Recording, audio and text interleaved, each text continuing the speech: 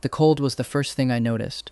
It seeped through the thick fabric of my tactical gear, biting into my skin as the concrete beneath me drank my blood. Calvin Holt was the youngest general in the Alliance, a man whose military achievements were spoken of in hushed, reverent tones. He was a hero, a legend, and by the cruel mandate of the Council, he was forced to be my alpha.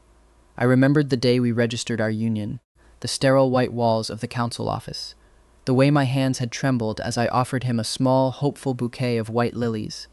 He hadn't even looked at me. He simply took the flowers, tossed them into the nearest waste bin, and coldly slid his wedding ring off his finger. His voice, a low, glacial baritone, still echoed in my fading mind. "Don't let anyone know you're my Omega. Stay away from me, and don't do anything pointless."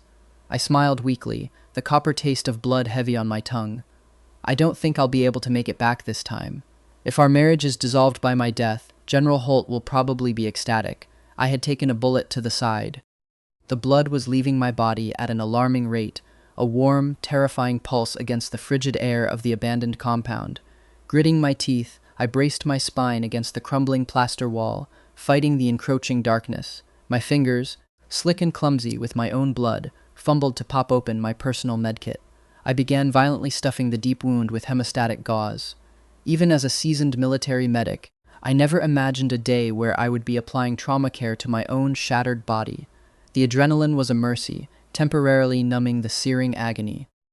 I managed to pack the wound in my side, taking a ragged, gasping breath, only to look down and realize I had taken a second bullet to the thigh. The fabric of my trousers was a saturated, ruined crimson. My hands were failing me. The tremors were uncontrollable now. I couldn't even finish wrapping the tourniquet around my leg. My eyelids felt as though they were weighted with lead, fluttering against my will. My body felt impossibly light, the tether connecting my consciousness to my physical form fraying thread by thread. When I opened my eyes again, the pain was entirely gone. I blinked, looking down. I was floating. Several feet below me, crumpled against the blood-stained wall like a discarded rag doll, was my own body. For a long, surreal moment, I was simply stunned. The violent chaos of the day rushed back into my mind. Today's mission was supposed to be a surgical strike, surround the enemy camp, neutralize the hostiles, and rescue the military families they had taken hostage. The insurgents had hijacked an Alliance transport plane and stolen a highly classified black box. A sudden thought pierced through my detachment. The little girl, the one I had shielded. I wondered if she had managed to find Calvin. I had pressed the data drive from the black box into her small, trembling hands before drawing the enemy fire away from her. I needed to know if she was safe. Driven by an instinct I didn't fully understand, I drifted out of the ruined building, floating weightlessly toward the designated extraction point.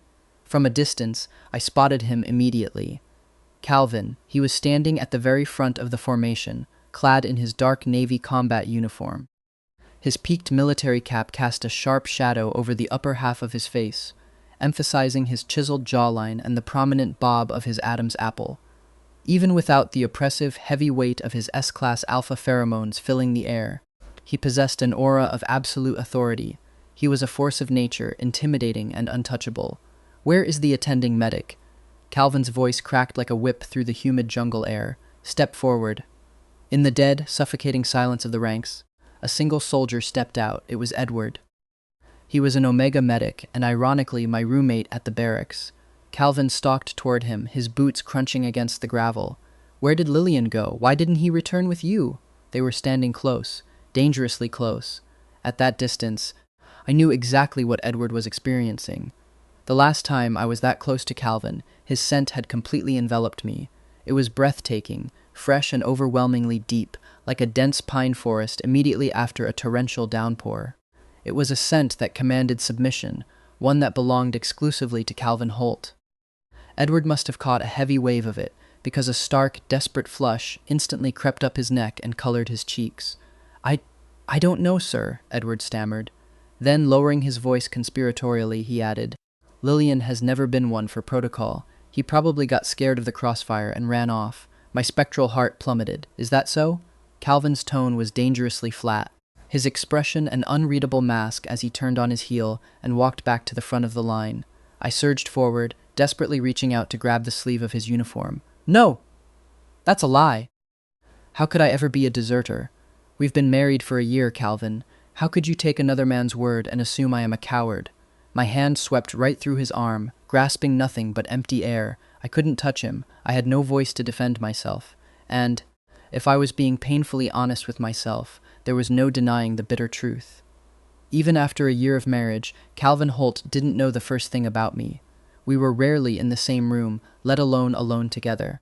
From the moment the ink dried on our registration, he had made his utter disdain for our union explicitly clear. Alliance regulations were draconian. High-ranking officers of a certain age, particularly those engaged in active warfare, were mandatorily paired with a highly compatible Omega. The Council believed it was the only way to ensure elite alphas remained grounded, rational, and free from the destructive madness of unchecked ruts during combat, and I, by some twist of genetic fate, possessed pheromones that were a flawless, 100% match with General Calvin Holt. To the rest of the world, I had won the lottery. It was one of the few strokes of luck I'd ever experienced. After my father was killed on the front lines, the Alliance had graciously stepped in to cover my mother's astronomical hospital bills. I owed the military my life, so, when the Council summoned me and ordered me to marry an alpha of their choosing, I was prepared to accept anyone. I just never expected it to be him, Calvin Holt, the S-Class Golden Boy, the decorated war hero who had received the Presidential Medal of Honor on a live global broadcast. He was admired by millions, desired by thousands. On the day we registered, my stomach had been a knot of nervous, fluttering excitement. I hadn't expected the bucket of ice water he threw over my hopes. There was no wedding ceremony. There was no gentle courting. There wasn't even a permanent marking bite. Just a cold, hard set of rules delivered like a tactical briefing. I stared at my discarded bouquet in the trash can, swallowed the lump in my throat, and murmured, "Yes, General." But just 48 hours before this fatal mission, I had catastrophically failed to follow his orders. The morning before deployment, I was spotted slipping out of Calvin's private alpha quarters. I had managed to cover the dark, bruising bite marks on my neck and collarbone with the high collar of my uniform, but there was no hiding the thick, possessive scent of alpha pine pheromones saturated into my skin. It was a dead giveaway. By breakfast, the entire barracks was buzzing with gossip. Calvin was incandescent with rage. After morning drills, I had locked myself in a bathroom stall, my hands shaking as I frantically typed out a message on my terminal. "General Holt, this is Lillian. I am incredibly sorry about what happened last night. I didn't mean to lose control of my heat." I waited. The silence from my communicator was deafening. Knowing he likely wouldn't bother to reply, I swallowed my remaining pride and sent a second message. "Don't worry. If anyone asks, I'll tell them I was in your room discussing classified strategic intelligence." 30 agonizing minutes passed. Finally, my screen lit up with a terse reply. "When Medical Command recruited you, did they forget to test your IQ?" The words stung, sharp and humiliating. I bit my lip, typed furiously, and hit send. "In that case, I will just say the scent on me belongs to another alpha. I'll make sure the rumors have absolutely nothing to do with you." My legs had gone completely numb from sitting on the cold tiles. Calvin never replied. I assumed he was satisfied with my final, degrading compromise. But I quickly realized his silence was not agreement. It was a total embargo. For the next 2 days, whenever soldiers saluted Calvin in the halls, he would nod respectfully. But when his gaze swept over me, it was as though I was completely invisible. He walked past me with eyes like chips of flint, utterly deaf and blind to my existence. He was furious. He truly loathed the idea of anyone discovering our bond. But the truth was, the night before, we had already crossed the line. The piercing shriek of the assembly whistle pulled me back to the present. The surprise attack had commenced. I had ridden with the advance medical team in an armored personnel carrier to the drop zone. When the heavy steel doors ramped down, Calvin was standing there, tall, imposing, and magnificent amidst the smoke and noise. As was the unspoken tradition in the Alliance forces, he was high-fiving and shaking hands with every soldier as they deployed, a physical transfer of luck and a silent promise of a safe return. I was the last one in the line. My heart hammered against my ribs. I wiped my sweaty palms on the Kevlar of my combat vest, raising my hand, bracing myself for his touch. But as I stepped forward, Calvin's hand smoothly, deliberately changed trajectory. He reached up to adjust the brim of his cap, his eyes staring straight ahead, completely ignoring my raised hand and the hopeful, pathetic smile frozen on my face. General Holt is truly an impossible man to please, I had thought, forcing my hand into a fist and giving myself a mock, encouraging pump instead. If he had just touched my hand, if he had just given me that 1 ounce of luck, would I still be lying dead in that building? I drifted through the air, hovering right in front of his face, indulging in a morbidly inappropriate thought. "Lillian, come in, please respond." Calvin's voice brought me out of my reverie. He was pressing 2 fingers to his earpiece, calling my name over the encrypted comms channel. After repeating it twice to no avail, his sharp brows drew together in a deep frown. His lips pressed into a thin, white line. A faint rhythmic hiss emanated from the earpiece. The jungle around us seemed to hold its breath, the wind dying down to allow Calvin to listen closer. It was just dead static. "Lillian, respond if you copy." This time Calvin's voice carried a harsh, jagged edge. It was the exact same harshness I had heard the night my suppressants failed. The memory of that night was a chaotic blur of heat and desperation. When I had stumbled blindly into his quarters, driven entirely by biology, his initial reaction had been pure shock. Then, as the cloying, heavy scent of honeysuckle filled his room, signaling a full-blown omega heat, he had tried to command me back to my senses. "Hold your position, Lillian." The battle-hardened general had tried to issue an order to biology, and he had failed spectacularly. His voice had dropped an octave, a raw, feral rumble as he called my name fiercely, ordering me not to move. I couldn't bear to linger on the details. Every fragmented memory that flashed behind my eyes, the heat of his skin, the bruising grip of his hands, the utter loss of control, made me want to evaporate into the ether. When sanity had finally returned the next morning, I had sat up in his massive, disheveled bed. The pre-dawn light was just bleeding through the blinds. He was already out of bed. I heard the rushing water from the ensuite bathroom. I looked up and saw his broad, heavily muscled back. He was shirtless, his physique a landscape of hard lines and old scars. He was standing at the sink, meticulously, almost violently scrubbing his hands under the icy water. I had buried my face in his pillows, my cheeks and the sensitive scent gland at the nape of my neck burning with profound shame. I had scrambled to dress myself, stumbling to the bathroom doorway to offer a fractured apology. "General, I'm so sorry. I didn't mean to. My suppressants, they—" Calvin had shut off the faucet with a sharp twist. He grabbed a towel, not bothering to look at me, and delivered the killing blow. "Lillian, I told you not to do pointless things." His voice was clinical, devoid of the passion from hours prior. "I will not mark you permanently. The war will be over soon. When it is, we will dissolve this marriage." I knew I had no right to feel the crushing weight in my chest, but my throat had tightened painfully, rendering me mute. Calvin had every right to be furious. I had broken my one rule. But looking at him now, standing in the jungle, it seemed our impending divorce proceedings wouldn't be necessary after all. I just wondered vaguely if Calvin would maintain his signature scowl when the Alliance president pinned the gold star of a fallen spouse to his chest. He'd probably refuse to attend the ceremony altogether, I mused sadly. Still, there was no response from my comms. Calvin's jaw clenched so hard I thought his teeth might crack. He turned to his lieutenant, his voice booming across the clearing. "Initiate a full-scale sweep. Secure the perimeter and transport the hostages. And if you find Lillian, bring him to me immediately." The tactical teams dispersed into the dense foliage with practiced, lethal efficiency. Calvin was left standing alone in the trampled grass. Suddenly, his head snapped up. He looked directly at the spot where my spirit was hovering. "What are you doing here?" he demanded. I gasped, my spectral form shuddering. Could he see me? Before I could panic, a voice spoke from directly behind me. "General, permission to ask a question." I whipped around. Edward was standing there, nervously shifting his weight. Calvin's gaze had passed right through my transparent body, fixing entirely on my roommate. "Go ahead," Calvin ordered, his tone instantly reverting to its icy baseline. Edward hesitated, licking his lips. "There are rumors circulating through the medical wing that Lillian is your bonded Omega. Is that true, sir?" Edward's eyes flickered with a toxic cocktail of desperate hope and biting jealousy. I floated between them, feeling absurdly like a prisoner waiting for the guillotine to drop. Calvin's eyes narrowed into dangerous, dark slits. "Who?" The word was a quiet explosion. "Who is spreading such baseless, pointless rumors within my command? Do they wish to be court-martialed and thrown in solitary?" He was furious. The denial was absolute. But Edward didn't flinch from the anger. Instead, a sickening look of profound relief washed over his features. He smiled, a genuine, relieved smile. "I knew it," Edward whispered. "I knew it couldn't be true."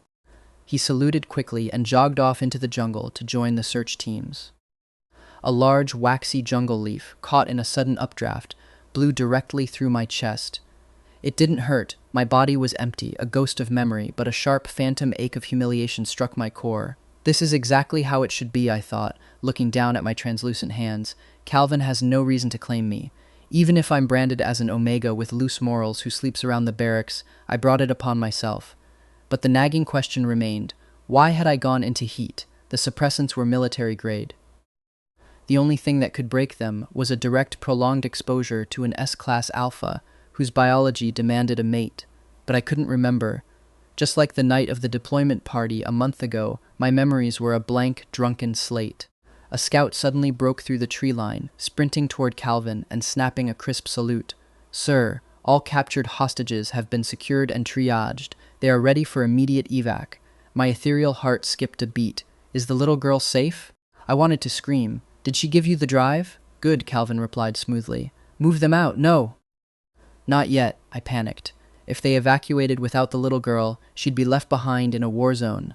I abandoned Calvin and floated rapidly through the jungle, tracing the path the scout had taken. Halfway to the evac zone, I spotted Edward. He wasn't helping with the wounded. He was crouched low behind a thick cluster of ferns, his eyes darting around suspiciously. "Come out!" Edward suddenly barked, lunging forward. "I see you!" A small squeak pierced the air. The little girl I had saved burst from the underbrush, her face streaked with dirt and tears, trying to bolt in the opposite direction. "It's her!" She made it out. But a malnourished 7-year-old was no match for a fully grown Alliance soldier. She hadn't made it 10 yards before Edward tackled her into the mud. As she hit the ground, the silver, heavily encrypted data drive slipped from her small fingers and rolled into the dirt. Edward's eyes lit up with a greedy, feverish intensity. He snatched the drive from the mud, then hauled the terrified child to her feet by her collar. "Where did you get this?" he demanded, shaking her slightly. The girl was paralyzed with fear. She began to sob openly. An Omega brother." With a red cross on his arm, he gave it to me. "He told me to find General Holt, but I don't know what the general looks like. Please, are you a good person? You have to go save the brother. He's bleeding so much." Edward quickly clamped a gloved hand over her mouth, muffling her cries. He scanned the tree line, ensuring they were alone. A dark, calculated look settled over his face. "Listen to me," Edward hissed, his voice a sinister whisper. "I know General Holt. I am his personal medic. I will give this to him for you, and I will personally lead a team to rescue that brother. But you cannot tell anyone what happened today, do you understand? It's a military secret."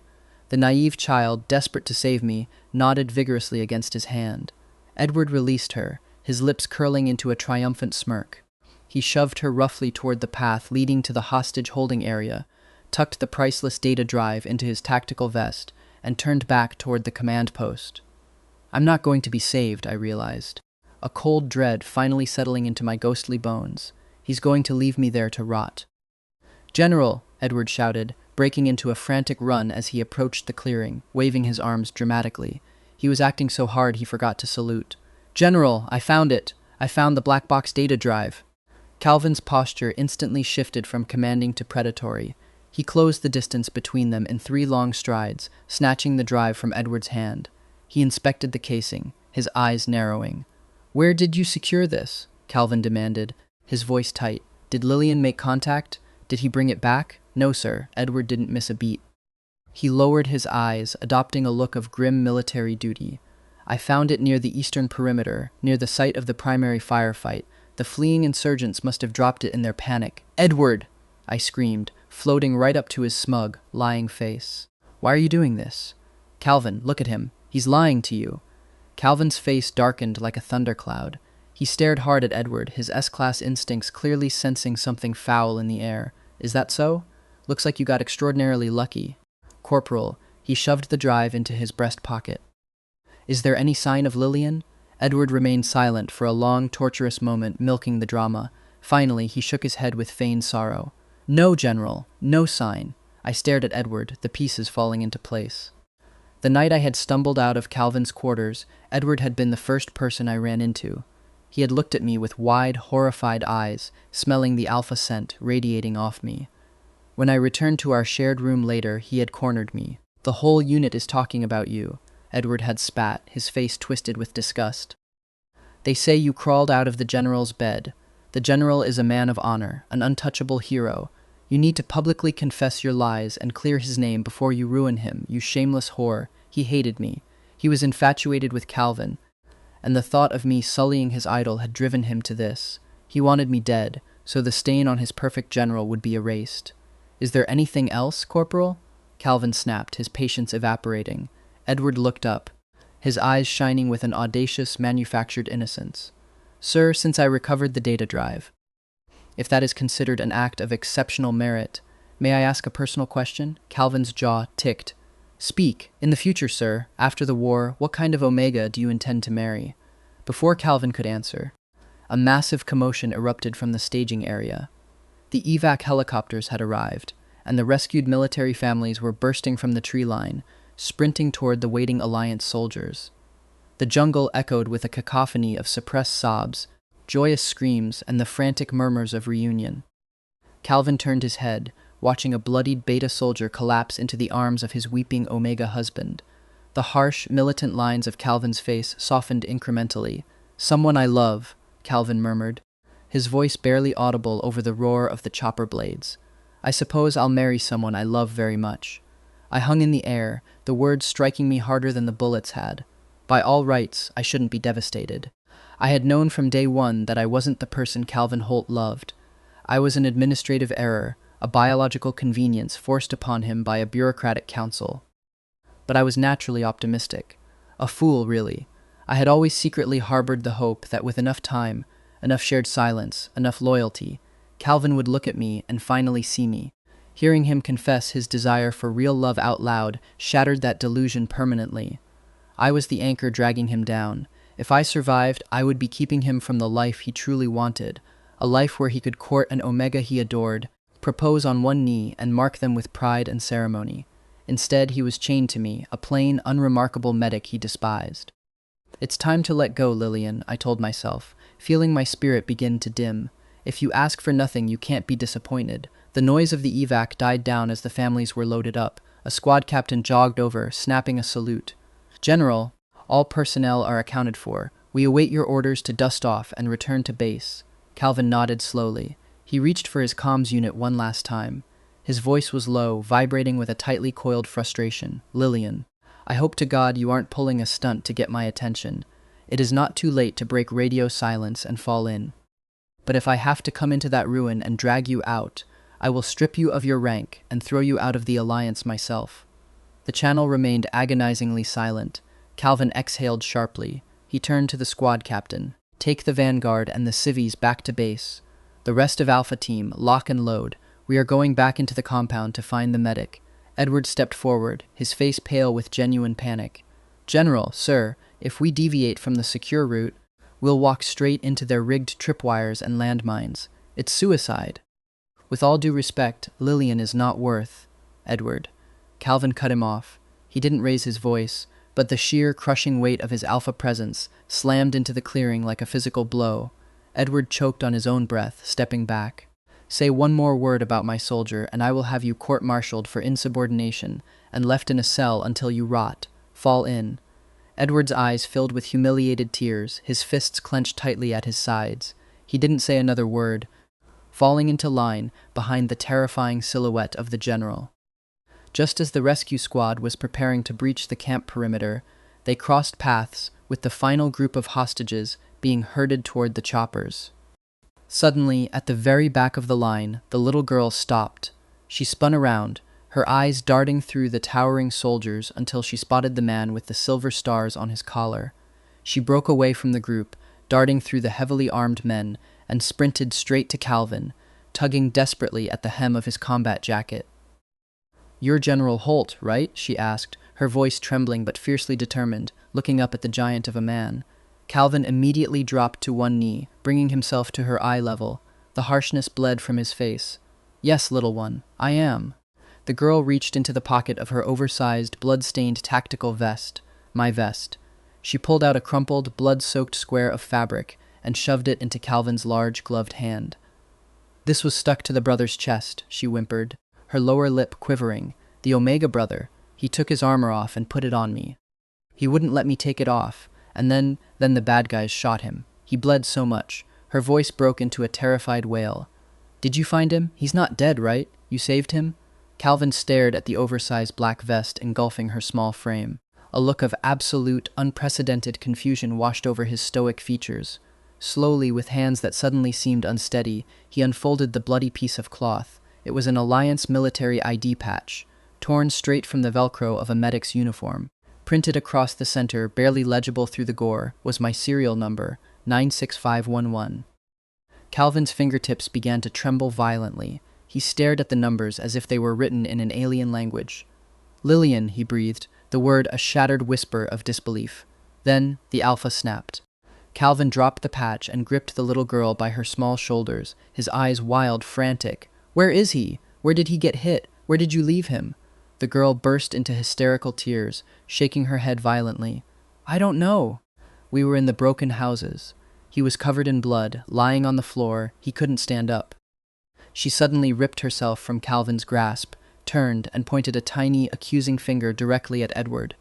You liar! She screamed, her voice echoing across the silent clearing. You promised you would go save him. You didn't do it. Give me back the treasure the brother gave me. Calvin froze. He slowly turned his head to look at the little girl, his voice dropping to a dangerous, deadly calm. What treasure? It was a small silver box, she sobbed. The brother told me it was a secret treasure, and he died to get it. He told me to find you. But that bad man tackled me and stole it. The silence that followed was apocalyptic. Calvin slowly rose to his full height. His head snapped toward Edward. His eyes weren't just angry. They were burning with a primal, blood-red fury that signaled an alpha completely losing his grip on sanity. He didn't speak. He simply stared daggers of pure murder at the trembling medic. Alpha team, Calvin roared, a sound that seemed to shake the leaves from the trees. With me. Into the compound now. They moved like a strike of lightning. Calvin scooped the sobbing child into his arms, using her as a guide, sprinting past the outer defenses of the camp. They navigated the bombed-out craters and makeshift barricades. Calvin's breathing heavy and ragged. Do you remember the way? He pleaded with the child in his arms, stopping at the edge of a sprawling, labyrinthine residential sector. I hovered above them, looking down at the maze of squat, earth-colored concrete houses. They were packed together like tombs in a desolate graveyard, their walls pockmarked with bullet holes and artillery damage. It was an absolute death trap. I don't remember, the girl wailed, burying her face in Calvin's neck. It all looks the same. The sector was undeniably laced with tripwires and proximity mines. To enter without a bomb squad was suicide. It was the only reason the insurgents hadn't chased me inside to finish the job. Calvin didn't hesitate. He thrust the child into the arms of his nearest lieutenant. Wait here, he ordered. General, you can't, the lieutenant protested. It's a minefield. I will find him, Calvin said, his voice dropping an octave, resonating with an absolute terrifying finality. He looked at the weeping child one last time. Don't cry. With that, he turned and charged blindly into the winding, shadowed alleys. Don't cry. The words struck a chord deep within my fading consciousness, pulling a suppressed memory to the surface. It was the exact same thing he had said to me, over a decade ago. My first meeting with Calvin Holt was not a romance. It was a tragedy. It was the day I received my father's folded military flag, encased in a polished mahogany box, a hollow substitute for the ashes the military couldn't recover. My mother was critically ill, hooked up to machines in the Alliance hospital.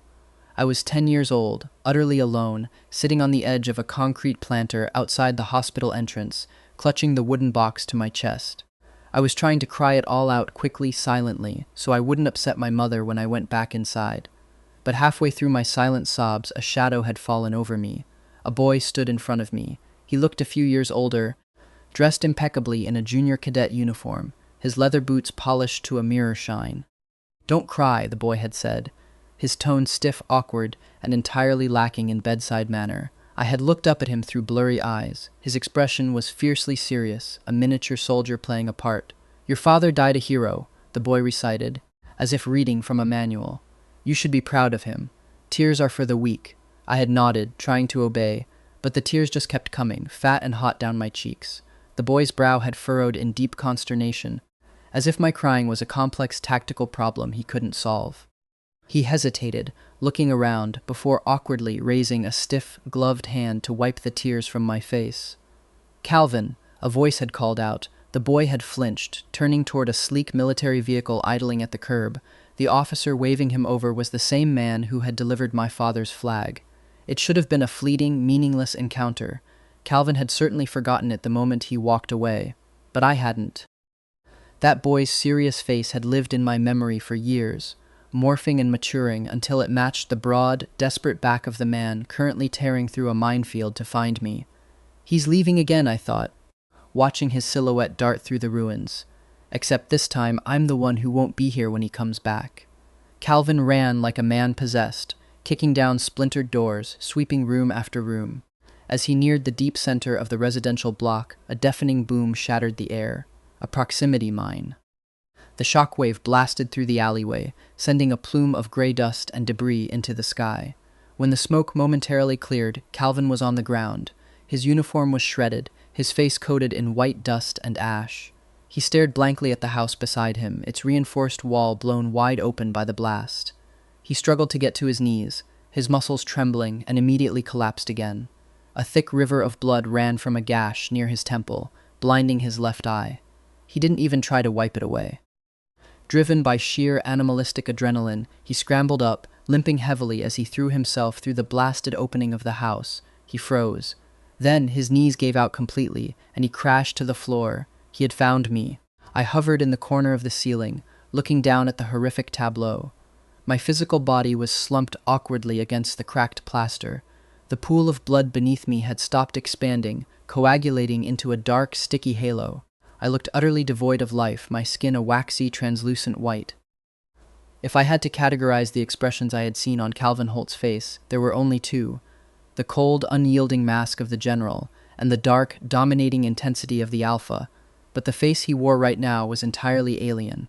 His eyes were blown wide, pupils dilated in absolute horror. His lips were parted, trembling uncontrollably, matching the violent shaking of his blood-stained hands.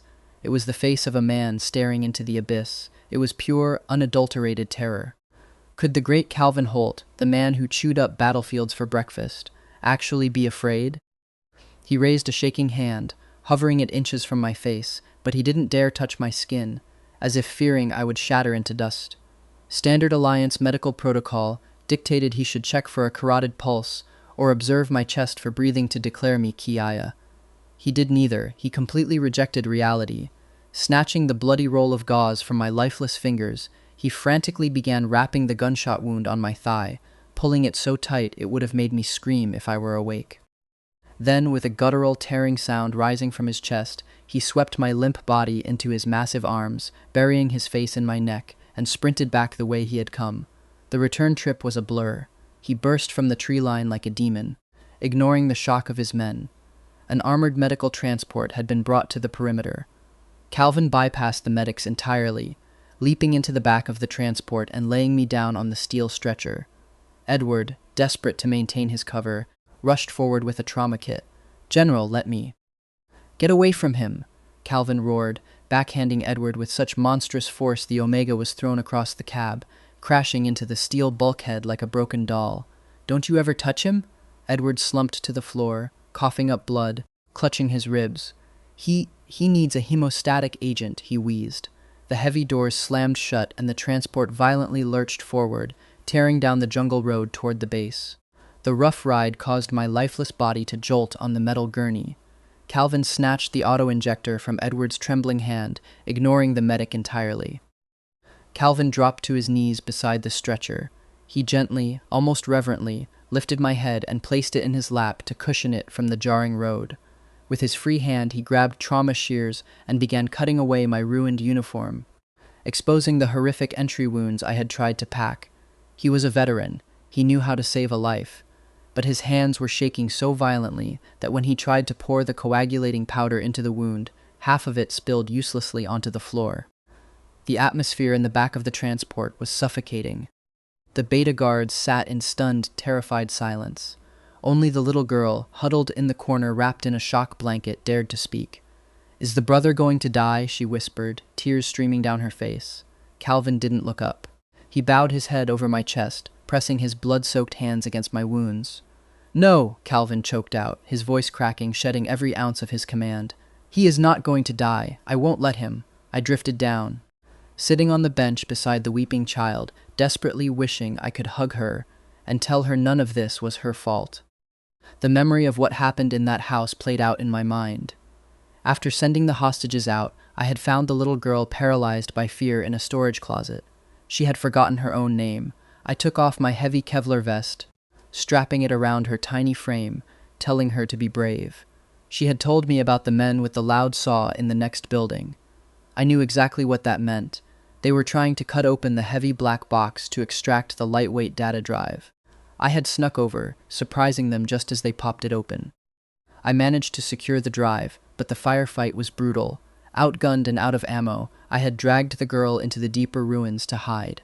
That was when I caught the bullets. Knowing I was bleeding out, and realizing the camp's signal jammers made my radio useless, I gave her the drive. I told her to crawl out a small ventilation window and run. "Find General Holt," I had wheezed, my vision going dark. "What does he look like?" she had cried. I remembered smiling, despite the cold creeping into my bones. "He's the tallest, most handsome alpha you'll ever see. But he also looks like the saddest man in the world." "Why is he sad?" "Because of me," I had whispered. "He's angry with me. He hasn't forgiven me yet. That's why he won't look at me, won't talk to me, wouldn't even shake my hand." The screeching tires of the transport brought me back. We had arrived at the base hospital. A swarm of medics was already waiting at the loading bay. They dragged my stretcher out, rushing me through the double doors toward the emergency surgical suite. Calvin, entirely coated in my blood, tried to follow, but a doctor pressed a hand to his chest. "General, you cannot enter sterile. Let us work." Calvin stood frozen outside the frosted glass doors, staring at the flashing red operating sign. A moment later, the hallway flooded with noise. The military families we had rescued were being reunited with their wounded spouses in the adjacent triage wing. The corridor was suddenly filled with the overwhelming scent of joyous pheromones. Alphas were holding their omegas, weeping, laughing, kissing them passionately. "Thank God you're okay," an alpha sobbed, burying his face in his mate's neck. "Thank God you came back to me." Calvin stood perfectly still, an island of devastation in a sea of joy. He watched the reunions with dead, unblinking eyes. The invisible wall separating him from human happiness had never been thicker. Then, something inside the Iron General finally snapped. Calvin doubled over, clutching his chest as if his heart had physically ruptured. He crashed to his knees on the sterile linoleum, letting out a raw, agonizing, animalistic scream. "Where is my Omega?" he roared, his voice tearing from his throat, echoing terribly down the corridor. "Lillian, don't leave me, I'm begging you." The surrounding soldiers froze in absolute shock. Edward, who had just limped into the hallway after getting his ribs taped, stopped dead in his tracks. His eyes bulged as he stared at the general on his knees. He staggered backward, hitting the wall. "No," Edward muttered, shaking his head frantically. "This is impossible. He doesn't love him." Calvin heard him. In a blur of motion, Calvin shot up from the floor, crossed the hallway, and slammed his forearm against Edward's throat, pinning him several inches off the ground against the plaster. "You better pray to whatever God you believe in that Lillian walks out of those doors alive," Calvin snarled, his eyes pitch black, his fangs fully descended.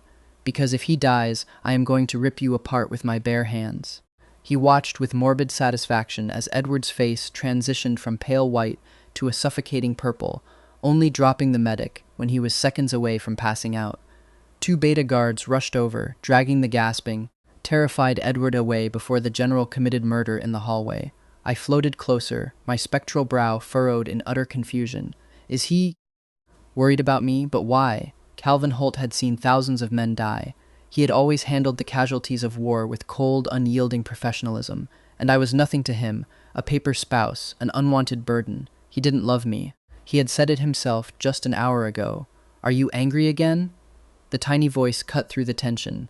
The little girl had wandered down the hall, clutching a juice box a nurse had given her. She looked up at the towering, blood-soaked alpha with innocent, fearless eyes. Calvin looked down at her, entirely disoriented. "What?" he rasped. "The brother said you were always angry with him," the little girl said, tilting her head. He said you were sad because you didn't want him. Do you yell and act scary like this when you're angry at him too? Calvin looked as though he had been physically struck.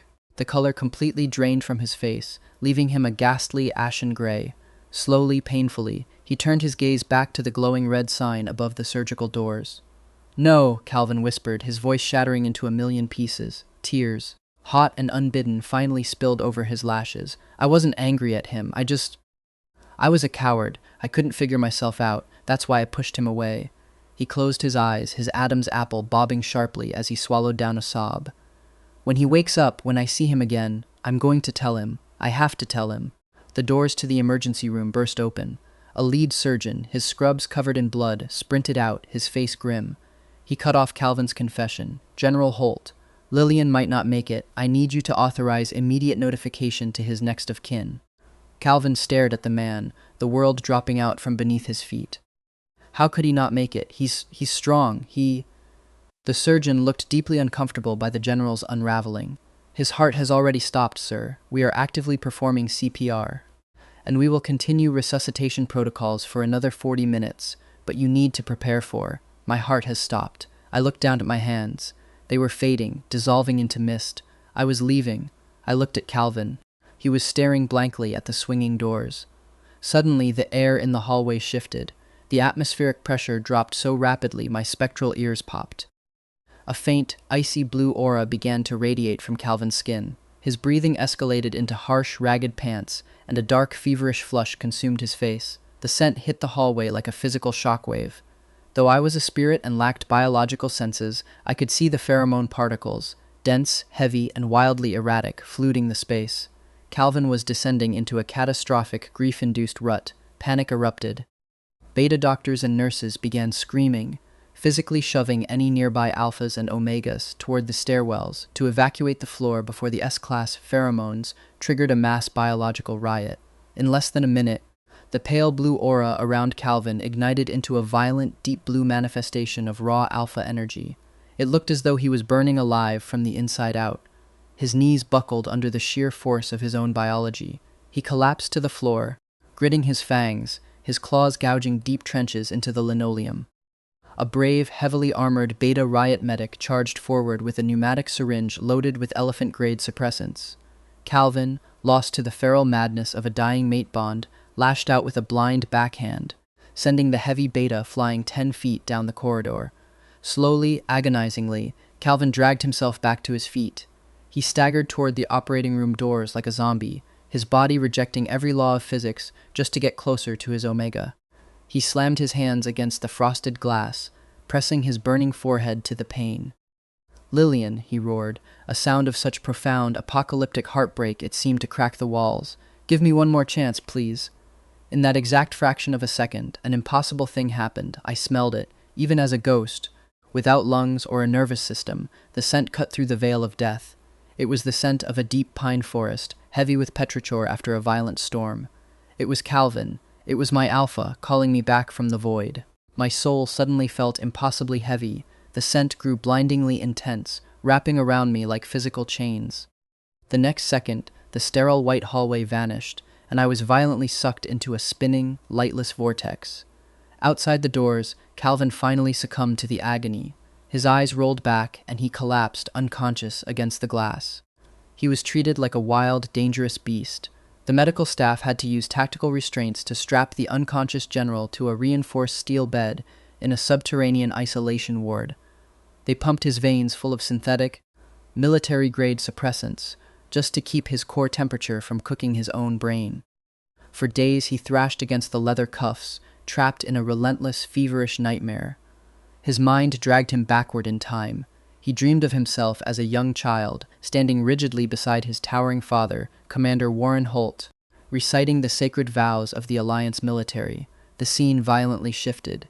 He was a teenager again, standing in front of a hospital. He saw the small, fragile boy sitting on the planter, clutching the wooden box of a martyr. It had been his first attempt at offering comfort, and he had failed miserably. His father, the colonel who had delivered the flag, had expected Calvin to be an iron soldier. Calvin believed that empathy was a weakness, a flaw in the alpha design. He had pontificated to the sobbing boy about pride and duty, completely missing the boy's shattered heart. The bitterest irony of Calvin's life was that only weeks later, his own mother had died in that very same hospital. The war had just violently erupted on the frontier. The servants had fled the estate. Calvin and his father were deployed on the front lines, knee-deep in mud and blood, entirely ignorant of her illness. They didn't receive the telegram until a month after they had buried her. In his dream, Calvin stood in the ruins of a bombed-out city, looking at a crumbling church. For the first time, the myth of glory shattered. War was a mindless, cruel behemoth that trampled the innocent without prejudice. Overwhelmed with a paralyzing guilt for abandoning his mother, a younger Calvin had sworn a silent oath. The moment the war ended, he would resign his commission, burn his uniform, and mourn at his mother's grave in solitude for 10 years. His father, horrified by the prospect of losing his military dynasty, hadn't argued. Instead, he had pulled strings with the Alliance Council. He weaponized biology to chain his son to the military. He forced the mandatory pairing. Calvin had known instantly what his father was doing. He was using a helpless Omega as an anchor. That was why Calvin had instantly, viciously rejected Lillian. He had built an impenetrable fortress of ice around his heart, reasoning that if he never let the Omega in, he would never have to experience the soul-crushing agony of losing a loved one again. Better to have a spouse in name only than to lose a father to the war and a husband to the grave, he had thought. But biology and Lillian's quiet, enduring presence had slowly begun to erode the ice. Calvin couldn't pinpoint the exact moment his gaze started lingering on his husband. But the fevered dream violently shifted to a crystal-clear memory of the night before their current deployment. The officers' club had been loud, heavy with smoke and alcohol. Lillian, normally quiet and reserved, had consumed far too much wine. Calvin had slipped out the back to the quiet, moonlit corridor beneath the ivy trellises. Lillian had followed him, staggering slightly, blocking the Alpha's path. Perhaps the alcohol had dissolved the Omega's fear. Lillian's cheeks were flushed a beautiful, rosy pink. He pointed a slightly unsteady finger at Calvin's chest, slurring, You toasted with every single officer in there. But you haven't toasted with me yet." Calvin had stood perfectly still, his breath catching in his throat. The intoxicating scent of sweet honeysuckle, spiked with the sharp tang of liquor, washed over him. "You've had enough to drink, Lillian," Calvin had said, trying to summon his usual stern command. "Oh," Lillian had responded, blinking owlishly. Then, defying every order Calvin had ever given him, Lillian had taken 2 steps forward. They were standing chest to chest. The moonlight filtered through the vines, casting intricate, shifting shadows over Lillian's delicate features. Calvin didn't step back. He didn't scold him, because when he looked down, he saw Lillian's eyes. They were wet. It wasn't the ugly, weeping tears of a child. The water pooled brilliantly in his large eyes, magnifying the irises. Whenever Lillian blinked, the reflection of Calvin's face in his eyes would sharpen, then melt away into a shimmering, heartbreaking blur. Lillian's long, dark lashes fluttered, casting soft shadows on his cheekbones. When the faint, jazzy music from inside the club paused, the silence in the corridor was absolute. Lillian had slowly closed his eyes, tipped his head up, and leaned in. He pressed his trembling, unimaginably soft lips against the sharp angle of Calvin's jaw. Calvin had frozen, his heart hammering against his ribs like a trapped bird. Slowly, infinitesimally, Calvin had turned his head, their lips met. Lillian reached up, his fingers gripping Calvin's heavily decorated sleeve to steady himself. It wasn't a forceful kiss. It was clumsy, agonizingly slow, and devastatingly innocent. Calvin didn't pull away. He stood perfectly still, allowing the Omega to stain his soul with the scent of honeysuckle, while unknowingly wrapping Lillian in the possessive, heavy blanket of alpha pine. It was that kiss that sealed their fate. It was a biological trigger. Less than 48 hours later, the 100% pheromone match, catalyzed by that single moment of intimacy, had overridden Lillian's suppressants entirely. The Omega had gone into a heat so profound his body had instinctively, blindly dragged him to the only alpha that could soothe it. Calvin's quarters. Lillian, blackout drunk during the kiss, hadn't remembered it. He was horrified by his own actions. But Calvin remembered every second. He had known exactly why the Omega had come to him. And yet, paralyzed by his fear of attachment, he had pushed Lillian away the next morning, masking his own terror with cruel indifference. The fever dream violently collapsed. The dark corridor vanished, replaced by the blazing sun of the enemy compound. The soldiers around him were cheering, shooting flares into the sky. Alphas were spinning their omegas in the air. But Calvin was trapped in the center of the celebration, frozen in ice, a corpse among the living. He looked around wildly, his eyes bleeding crimson, and let out a frantic, soul-shattering roar. "Where is my omega? He hasn't come back." In the suffocating darkness of my coma, I heard that roar. It echoed over and over, a tether of pure agony dragging me upward through the deep water of unconsciousness. When I finally forced my heavy eyelids open, the blinding, sterile white light of a hospital room assaulted my retinas. My brain felt like a rusted machine grinding its gears, desperately trying to reboot.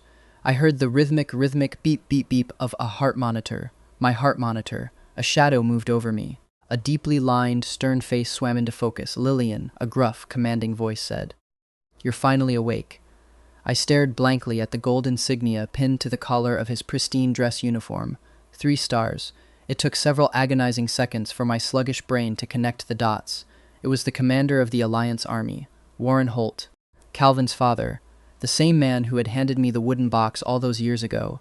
I opened my mouth, desperate to offer a proper military greeting, but my throat was a desert. My lips moved uselessly, producing only a dry, raspy click. Commander Holt sighed, pulling a metal chair closer to the bed and sitting down heavily. "Rest easy, soldier. You don't need to speak." He leaned forward, his hands resting on his knees. "You secured the data drive. It's a strategic victory of the highest magnitude. The Council is in your debt. You have earned a singular boon from the Alliance military. Ask for anything. Anything at all. Wealth, rank, a secluded estate. Hell, if you want that stubborn brat Calvin to take a month's leave just to wait on you hand and foot, I'll order it done." I blinked slowly, the words processing at a glacial pace. Just then, a chaotic commotion erupted in the hallway outside my door. The sound of heavy boots, raised voices, and the distinct thud of a body slamming against a wall. The heavy wooden door to my room was suddenly shoved open. I drew a shallow, painful breath, summoning every microscopic drop of strength remaining in my shattered body. I looked directly into the commander's eyes. I croaked, my voice sounding like crushed gravel. "I want to end my marriage with General Holt." The person who had just burst through the doorway froze as if struck by lightning. After an agonizing pause, the man stumbled into the room, halting at the foot of my bed. I almost didn't recognize him. It was Calvin. He looked like a ghost haunting his own body. His eyes were heavily bloodshot, ringed with deep bruised bags. His face was terrifyingly hollow and pale. A thick, dark scruff covered his normally immaculate jawline. He hadn't shaved in days, maybe weeks. He was out of uniform, wearing a wrinkled civilian shirt, looking entirely unkempt. Strangest of all, the oppressive, dominating scent of his alpha pheromones was completely suppressed, completely gone. Commander Holt looked at his son, his thick eyebrows knitting together in a ferocious scowl. He turned back to me. "Why?" he demanded, his tone dangerous. "Did this damn kid treat you poorly? Give me the word, Lillian, and I will have him stripped of his rank and court-martialed for dereliction of duty to a spouse." "No," I whispered quickly, panicking. I didn't want to cause any more trouble for Calvin. He had suffered enough being chained to me. I needed to let him go cleanly. So I lied. "It's not him, it's me. I've met someone else. I want to marry someone I truly love." Commander Holt's stern face instantly fell. The anger deflated, replaced by a deep, weary resignation. He looked from me to his broken son and finally nodded slowly. He didn't say another word, standing up and marching out of the room, closing the door softly behind him. The silence that descended upon the room was absolute. I turned my head to look at Calvin. With monumental effort, I managed to stretch my lips into a faint, reassuring smile beneath the plastic oxygen mask. "See?" I tried to tell him with my eyes. "It's okay. It's better if I'm the one to take the blame. This way, your father won't hate you. And when you finally meet the Omega you want to propose to, you can marry them with a clean slate, without any baggage." "It's okay," I told myself, feeling a hot tear slip down my temple. "It's okay." Commander Holt had approved my request. The paperwork was in motion, but bizarrely, Calvin didn't look relieved. He didn't look like a man who had just been granted his freedom. He looked like a man standing on the gallows. Over the next few weeks, Calvin's behavior became entirely incomprehensible. He didn't leave. He actually had a small, uncomfortable cot moved into my private hospital room. He took his mandated suppressant injections with religious punctuality every single morning, ensuring his alpha scent wouldn't overwhelm my recovering system. He took over my care completely. He refused to let the nurses touch me. He was the one who carefully spoon-fed me lukewarm broth when my throat was too raw to swallow. He held the straw to my lips when I was thirsty. He washed my face with warm, damp cloths and meticulously gave me sponge baths, his large, rough hands shockingly gentle against my scarred skin. He was so intensely focused and attentive that the professional medical staff actually seemed intimidated by him, lingering nervously in the doorway whenever he was working. The pain of my recovery was immense. The gunshot to my thigh had shattered the bone, and the wound in my side had caused massive internal tissue damage. Whenever a doctor had to remove a deep drainage tube or pack a fresh dressing, the agony was blinding. In those moments, Calvin would step close, grab my hand, and carefully, surgically release just the tiniest fraction of his pine pheromones. It was just enough to trigger my omega biology, washing a wave of soothing, natural painkillers through my nervous system, dulling the agony instantly. It must be his ingrained military sense of duty, I reasoned with myself late one night, watching him sleep in the uncomfortable chair. He's a general. He takes responsibility for his soldiers. We are still legally bonded. This is just what a responsible alpha does. It doesn't mean anything special. I woke up suddenly in the dead of night a few days later. The room was dark, illuminated only by the rhythmic flashing of the monitors. Calvin was sitting beside my bed, wide awake. He was staring at my face with an incredibly complex, tortured expression. He looked as though he had been silently counting the rise and fall of my chest, terrified that if he looked away, I might stop breathing again. The heavy silence stretched for an eternity before Calvin finally spoke, his voice a low, gravelly whisper in the dark. "Are you uncomfortable anywhere?" I shook my head slowly against the pillows. I stared up at the acoustic ceiling tiles, gathering my courage. "General, you really don't have to do all this." I requested the divorce voluntarily. I meant what I said. I'm not doing this out of spite because of what you said that morning. You don't owe me this. Calvin immediately sat up straight, his brow furrowed deeply, his dark eyes locking onto mine with an alarming intensity. His stare made me feel exposed, as if he could see right through my lies. I struggled to push myself up on my elbows, wincing as my stitches pulled. It's true. We don't even have to wait for the war to officially end. We can go to the council office tomorrow and finalize it. Don't move. Calvin was out of his chair in a flash. He leaned over the bed, pressing his large, warm hand against my shoulder, gently but firmly forcing me back down into the mattress. His hand was massive, the skin dry and heavily calloused from years of gripping rifles and tactical blades. The sheer heat radiating from his palm seeped straight through the thin cotton of my hospital gown.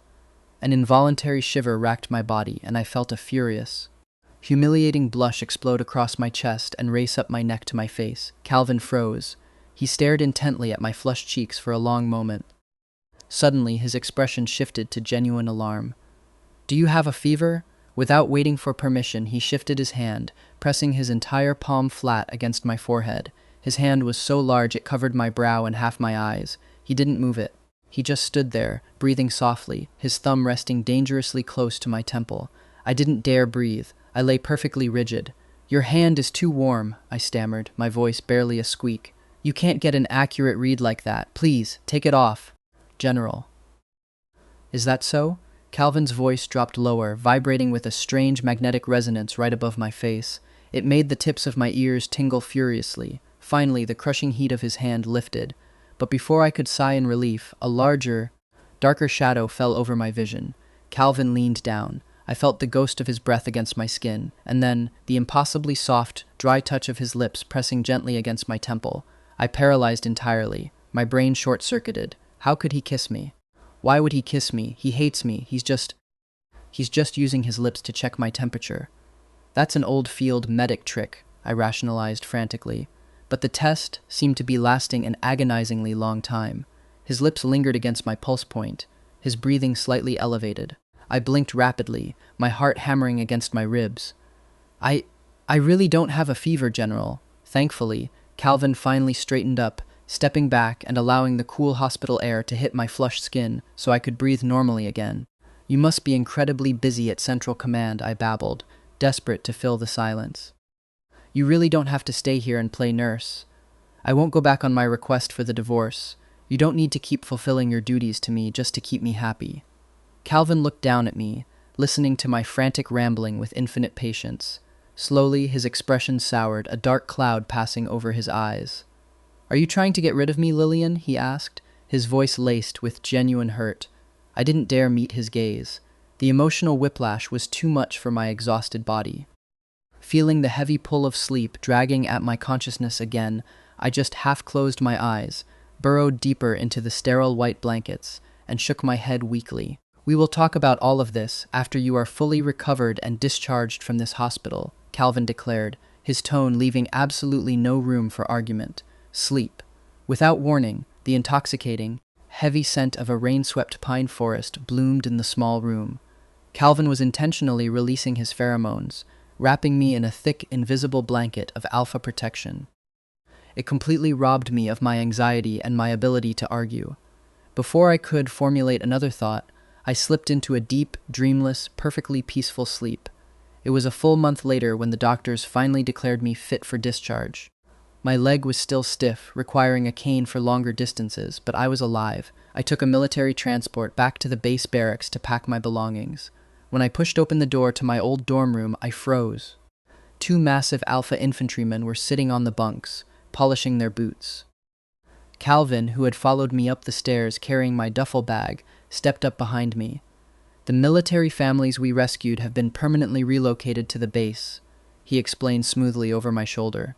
"The dorms were entirely reassigned to accommodate them."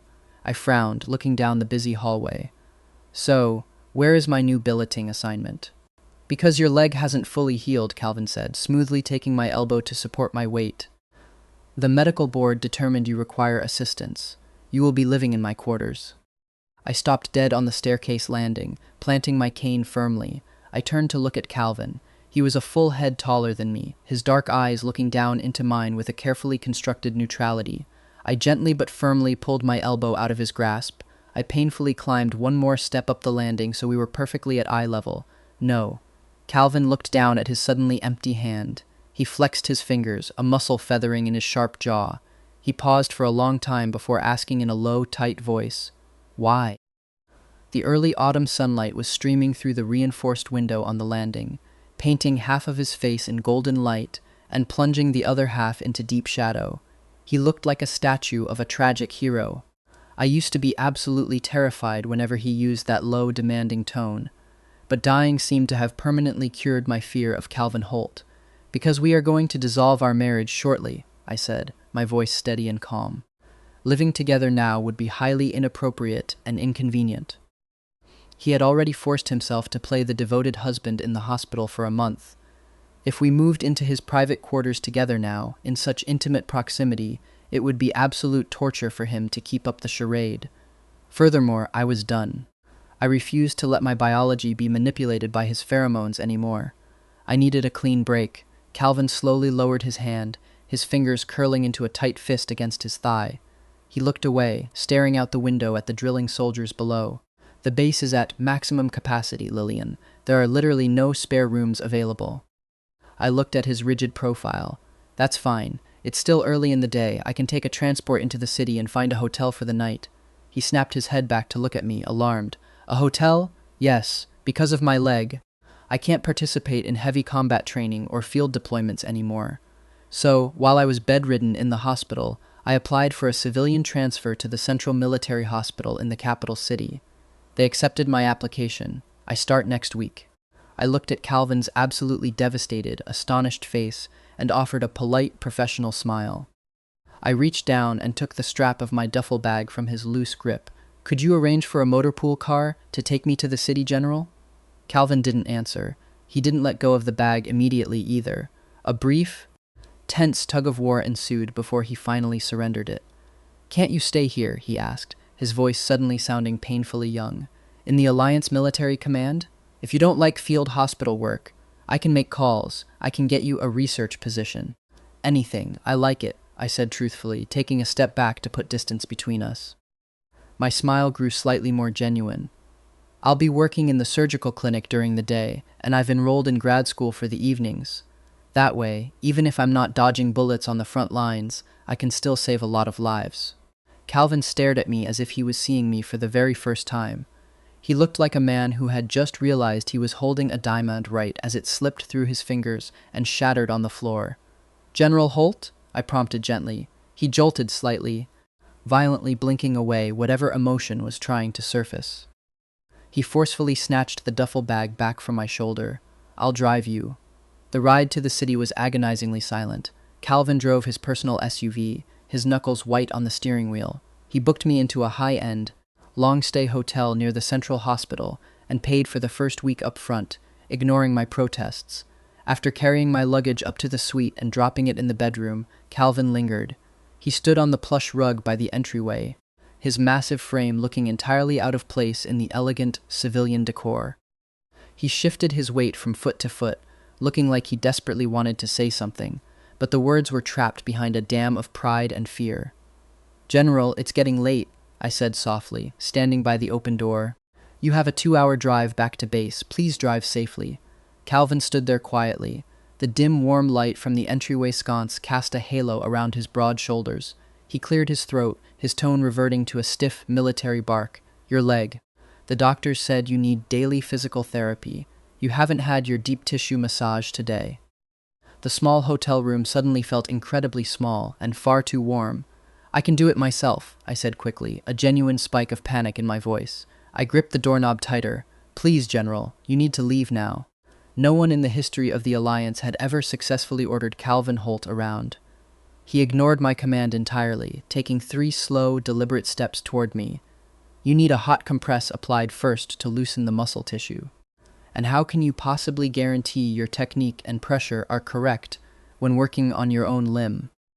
He stepped close enough that his chest nearly brushed my nose. He blocked out the light from the hallway, completely enveloping me in his dark, towering shadow. "Yes, I can guarantee it," I said, turning my head sharply to stare at the wall, refusing to look at his lips. "I am a trauma surgeon, remember?" The room fell completely silent. The only sound was the heavy, rhythmic thud of Calvin's breathing above me. After several agonizing seconds of tension, my resolve broke. You don't have to leave tonight if you really don't want to drive in the dark," I blurted out. I risked a glance upward and saw a sudden, brilliant spark of hope ignite in Calvin's dark eyes. I immediately crushed it. "That way," I continued, my voice trembling slightly. "We can wake up early and you can come with me to the council's city office to file the divorce papers first thing in the morning." The spark died instantly. For some inexplicable reason, from that night onward, whenever I mentioned the words divorce papers, the commander of the Alliance Army suddenly became the busiest man on the planet. That night at the hotel, he suddenly remembered an urgent, classified dawn briefing and fled into the night. Over the next few weeks, my phone would buzz constantly with text messages from him. He would ask if I was eating enough, if my leg was hurting in the rain, if the civilian doctors were treating me with respect. But whenever I replied asking for a time to meet at the registry, he would instantly deploy a barrage of excuses. Border skirmish, logistics audit, presidential dinner. There was always a reason he couldn't sign the papers. As a result, I had already been working at the Central Military Hospital for a full week, and my marriage to General Holt was still completely intact. I was sitting at the nurse's station, seriously contemplating drafting a formal letter to Commander Holt to have the council unilaterally dissolve the bond by executive decree, when chaos erupted in the surgical wing. I looked up from my charts and stopped breathing. Calvin was standing in the dead center of the bustling hallway. He was wearing his full, terrifyingly formal dress uniform, his medals gleaming under the fluorescent lights. His face was a mask of cold, murderous fury, and his eyes were fixed entirely on the handsome young alpha doctor who had been casually leaning over my shoulder to point at a chart. Sensing the sudden, overwhelming predatory aura in the room, the alpha doctor beside me paled, swallowed hard, and instinctively took 3 large steps away from me. I forced a polite smile, waved a brief goodbye to the terrified doctor, and limped over to where Calvin was standing like a monolith. "General," I said coolly, "are you finally here for the divorce?" Calvin's jaw tightened so hard I heard his teeth grind. He glared at the linoleum floor and muttered, "No, I am sick. I came to the hospital to see a doctor." I tilted my head, studying his perfectly healthy, glowing complexion. "But there is a state-of-the-art medical facility on the base. Is it a highly specialized illness?" I noted a slight, embarrassing pink flush creeping up his thick neck. Calvin raised a massive fist to his mouth and let out a pathetic, obviously fake cough. A cold, a severe chest cold. I stood up perfectly straight, slipping my hands into the pockets of my pristine white lab coat. Driving 2 hours into the capital, taking up resources at a crowded Level 1 trauma center for the sniffles seems like a gross misappropriation of military resources, General. Calvin glared at me, completely unapologetic. I want you to treat me. I froze. An unwanted memory slammed into my mind. Whenever he had returned from the front lines with a sprained wrist or a cracked rib, I had always been the first to notice.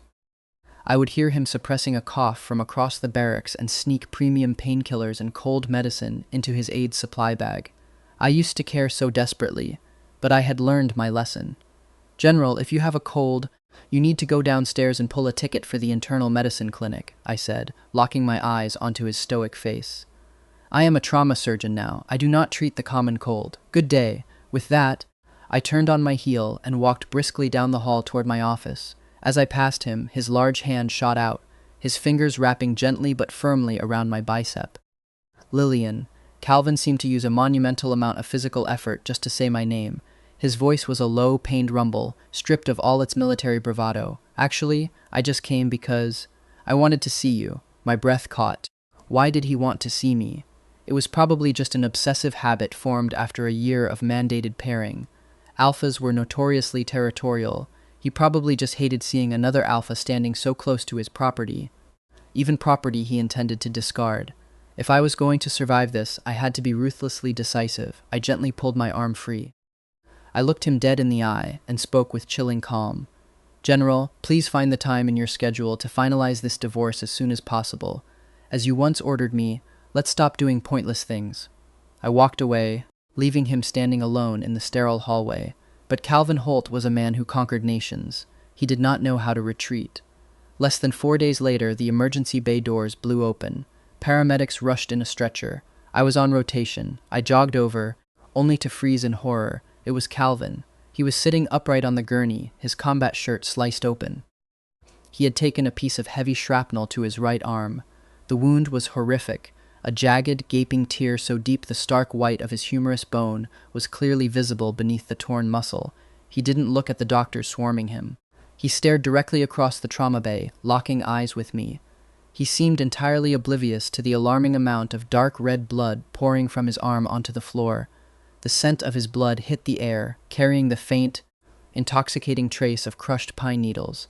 Instantly, the dormant scent gland at the back of my neck flared with a phantom, burning heat.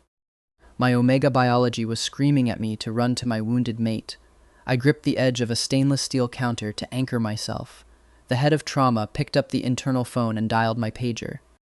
Dr. Lillian, the senior doctor said, looking stressed. General Holt is refusing treatment from my staff. He has specifically requested that you, and only you, clean and suture his wound. I stared across the room at Calvin's dark, commanding silhouette. He was bleeding out just to force me to touch him. It was madness. I picked up the receiver on my end. My hand was shaking, but my voice was ice. Doctor, please apologize to the general on my behalf. Tell him I am scheduled for a critical bypass surgery in exactly 3 minutes, and I simply do not have the time. Have Dr. Evans stitch him up. If he refuses, sedate him. I hung up the phone, turned my back on my bleeding alpha, and walked straight into the elevator. The metal doors slid shut, severing Calvin's burning gaze and locking away the agonizing scent of his blood. I collapsed against the elevator wall, pressing a hand to my mouth to stifle a sob. I couldn't do this anymore. The proximity was killing me. That afternoon, I logged into the military intranet and submitted a formal application for a volunteer medical support mission to the deeply unstable southern war zone. It was a hellscape of guerrilla warfare, but it was 3,000 miles away from Calvin Holt. The application was expedited and approved the next morning. I pulled out my phone and composed a final clinical text message. General Holt, my transfer to the Southern War Zone has been approved. I deploy in 48 hours. I will be waiting at the Council Registry Office tomorrow morning at 0800. Please meet me there to finalize the divorce proceedings so I can leave with a clear conscience. 2 hours passed. The read receipt showed he had seen it immediately, but there was no reply. My patience completely shattered. I hit the call button. He picked up on the first ring. General Holt, I snapped, skipping the pleasantries. Do you have time tomorrow or not? Lillian, Calvin's voice interrupted me. He sounded winded, frantic. Are you transferring to the south because of me? I paused, leaning against the cold concrete of the hospital stairwell. Yes, I admitted softly. I am. The situation in the south is a bloodbath, Calvin said, his breathing escalating into a panicked rasp. It's not stable. You'll be targeted. Lillian, I will agree to literally anything you want. Anything. Just don't go to the south. Please. I frowned, noticing a strange echo. The voice on the phone sounded perfectly synced with a heavy set of footsteps echoing up the concrete stairwell. Lillian. The voice echoed off the walls, entirely disconnected from the phone. I gasped and looked down over the railing. Calvin was standing 3 flights below, on the landing, looking up at me through the gap in the stairs. He must have driven like a maniac the moment he read the text, Lillian.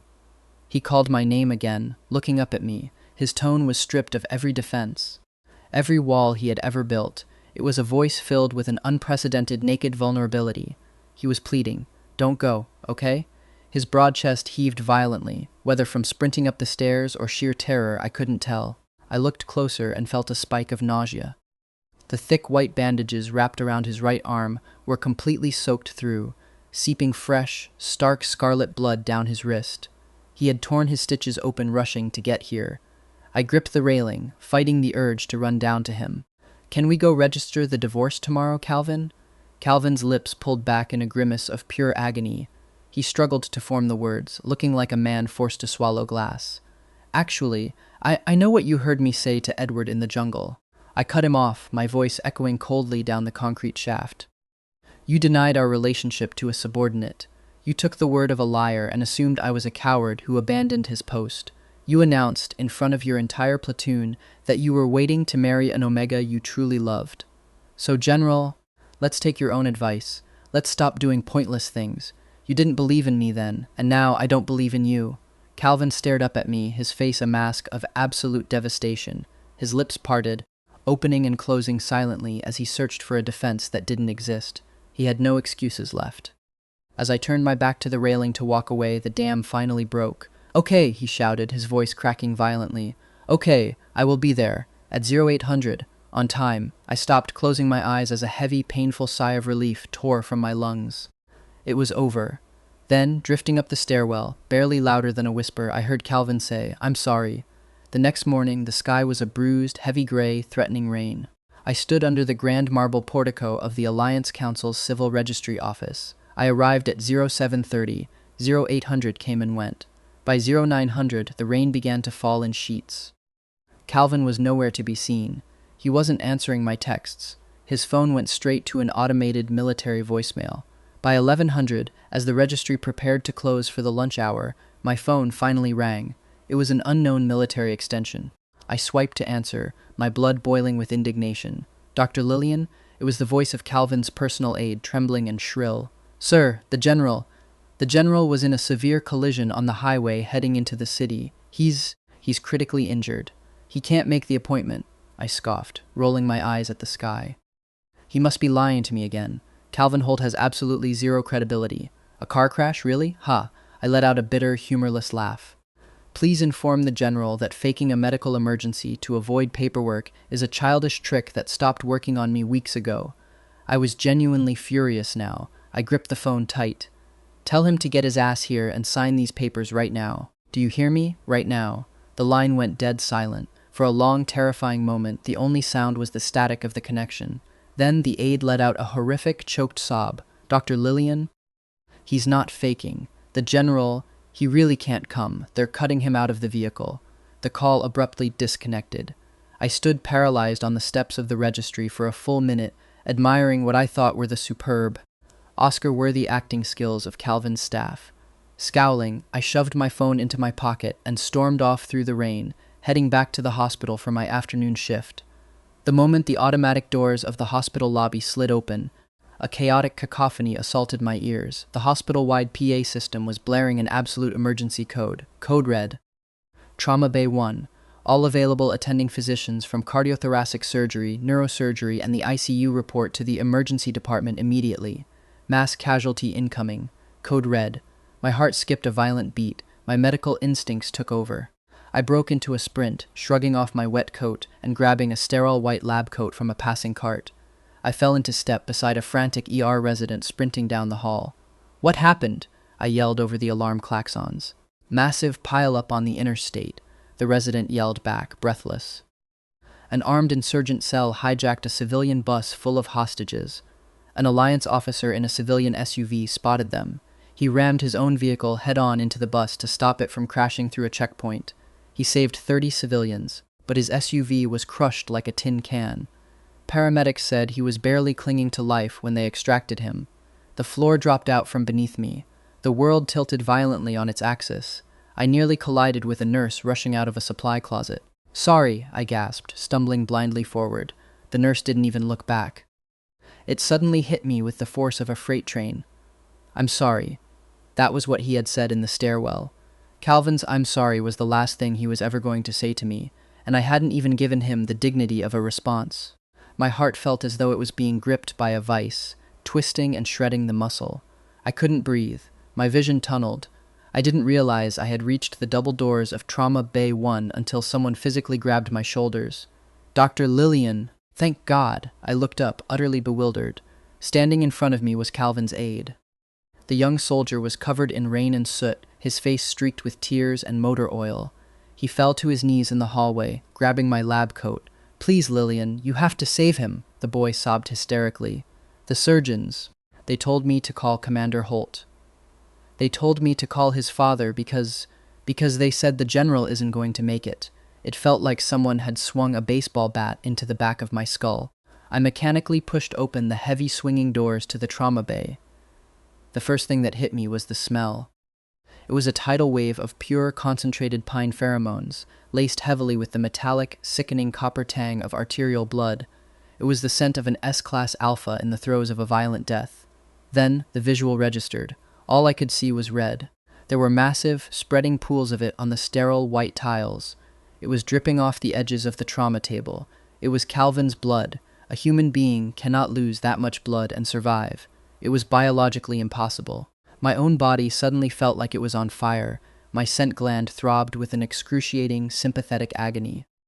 The room began to violently spin. The frantic shouting of the surgeons, the horrifying, rapid-fire bop-bop-bop of the life support monitors.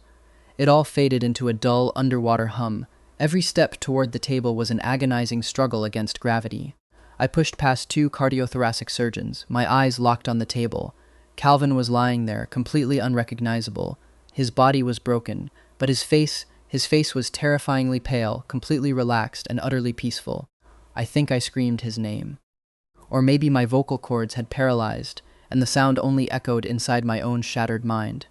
"How can you be dying?" I thought, dropping to my knees beside the operating table, my hands hovering over his ruined chest. "You haven't even divorced me yet. You're just pretending to be hurt because you don't want to sign the papers, right? You're just being stubborn, right?" I grabbed his cold, limp hand. "It must be a trick. In that case, Calvin, let's not get divorced, okay? Just open your eyes. Get up right now. We won't get divorced, I promise. Just wake up." Hot tears spilled over my cheeks, dropping onto the stainless steel table. "Why are you still lying there, Calvin? You are infuriating. Why won't you even give me the chance to hate you properly, to get my revenge for how you treated me?" It hurt. It hurt so much my chest felt like it was caving in. My scent gland was burning, searing my flesh as it desperately dumped massive waves of honeysuckle pheromones into the room. A biological Hail Mary trying to pull its mated alpha back from the brink of death. A sudden sharp, continuous tone pierced the room. I looked up at the monitor. The rhythmic green mountains had vanished.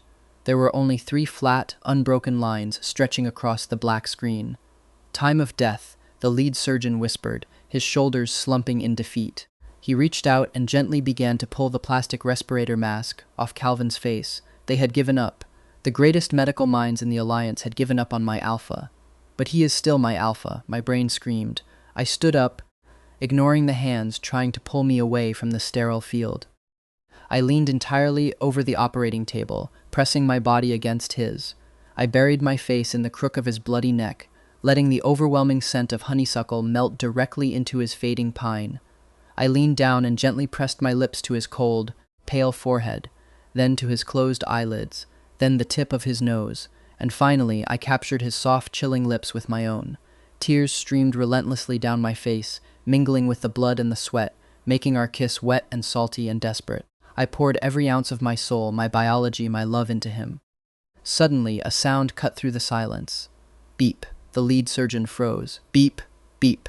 The sound grew louder, the intervals shrinking, becoming more frantic and frequent. It pulled the surrounding chaos back into sharp, stunning focus. Gasps of absolute shock erupted from the medical staff. Stunned, I slowly pulled back from Calvin's lips and looked up at the monitor. The flat line had broken. A weak, erratic, but undeniably living curve was jumping across the screen. "We have a pulse!" a nurse screamed. "Sinus rhythm is returning. Push 1 milligram of epi." "Get him to the OR right now," the surgeon bellowed, shocked back to life.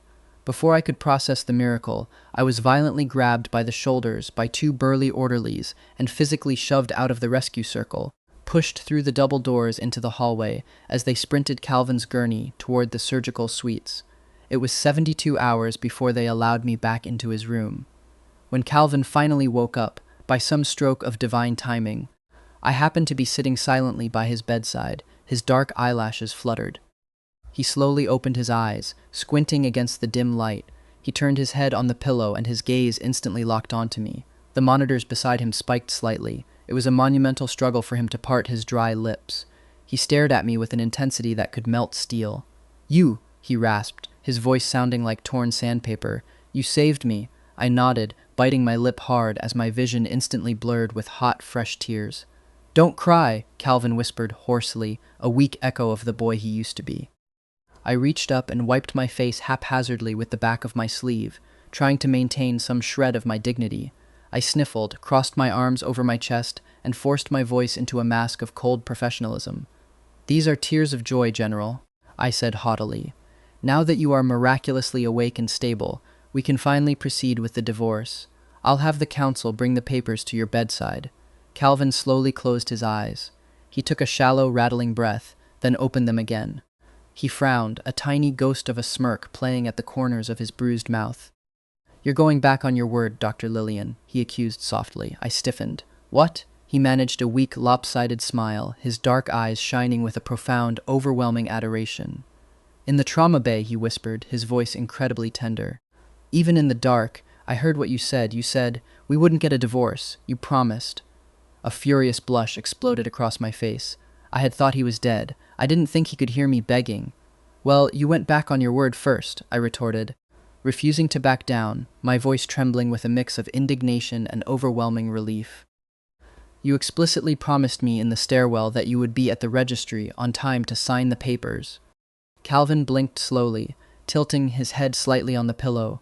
He was clearly trying to look charming. Despite being wrapped in 50 yards of bandages and hooked up to a half-dozen eye drips, "I saved your life in the ruins." "You saved my life in the ear," Calvin reasoned, his voice dropping to that low, magnetic rumble that always made my spine tingle. "I tricked you about the car crash. Well, before the actual car crash, and you tricked me about wanting to marry another alpha." He paused, his eyes locked onto mine. "So, Lillian, I think we are entirely even, okay?" Slowly, painfully, he slid his large, heavily bandaged hand out from under the sterile white hospital covers. He reached across the small gap between us. With infinite gentleness, he hooked his pinky finger around mine. His skin was warm. The scent of pine in the room was no longer oppressive. It was soft, welcoming, and desperately protective. "Hello," Calvin whispered, a single tear slipping from his eye and tracking down his bruised cheek. "I am General Calvin Holt. The Alpha the Alliance Council mandatorily paired you with." He tightened his grip on my pinky finger. "And I am very, very happy that you are my Omega." I stared at our joined hands, the last of my defenses crumbling into dust. I couldn't hold back the watery, beaming smile that broke across my face. I intertwined my fingers with his, resting my head near his shoulder. "Hello," I whispered back, burying my nose against his neck, inhaling the deep, beautiful scent of the forest. "I am Lillian. The Omega the Alliance Council mandatorily paired you with." I looked up at him, my eyes sparkling with mischief, "and I am not happy at all. In fact, I am going to completely hide the fact that you are my alpha until you have thoroughly earned my forgiveness. It's going to take years." Calvin chuckled, a weak, breathless sound that quickly turned into a wince of pain, but his smile never faltered. He brought my knuckles to his lips and kissed them with a reverence reserved for a deity. "Okay," Calvin murmured against my skin, closing his eyes in absolute contentment. "As you command, my Omega." As the monitors beeped in a steady, reassuring rhythm, a final fleeting thought crossed my mind. The irony of our entire tragic, beautiful journey. Did he die because he saved me? No, he had almost died because he was running away from me. But in the end, he lived because he finally ran to me, and this time I wasn't going to let him go.